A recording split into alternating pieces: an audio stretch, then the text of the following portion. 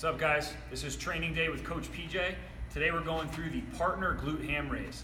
This is more commonly referred to as the Nordic hamstring curl, but this is a great exercise for developing the hamstrings and the posterior chain, especially if you don't have a glute ham bench. So what we're going to do here, Sam and Coach Justin are going to help me demonstrate. One person's going to kneel on a pad or on a towel, and then Coach Justin is going to hold his feet down. And I like to have the partner hold their feet right at about their calf muscle. So I want to push down hard on the Achilles, so right about the calf muscle. Then he's really going to lean his weight down. So his job is to make sure he locks Sam's feet into the ground.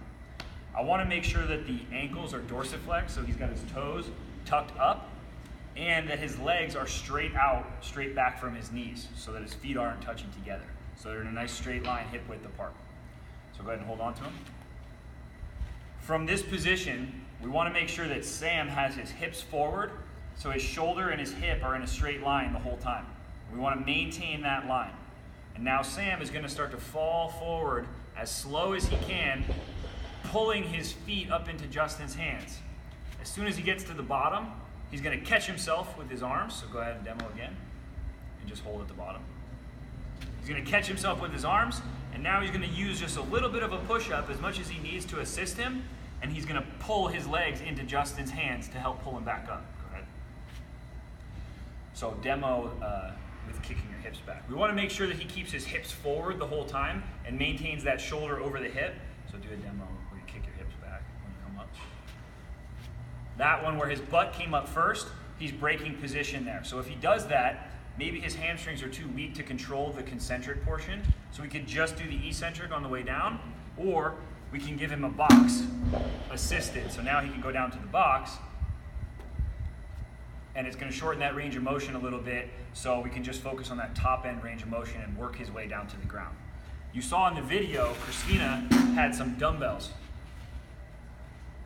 So because you're typically about 15% stronger in the eccentric or the lowering portion of a movement than you are in the concentric, what I have some of my stronger athletes doing now is we're overloading the eccentric portion, and then they're going to drop the weights at the bottom and come back up without the weight. So Sam will do a quick demo of that. Keeping the weights up by his chest, just like he had his hands, he's going to go as slow as he can on the way down, fighting it, and then he's just going to drop the dumbbells, pop back up. He'll pick the dumbbells back up and he'll overload. So now you can add some significant weight to overload that eccentric portion and drop them so you can pop back up and maintain good position. So I typically program these out about 3 sets of 5 for my beginner athletes, and we're looking for about a 3-second eccentric on the way down, and then we can build up by adding volume, adding weight, or by adding the time under tension.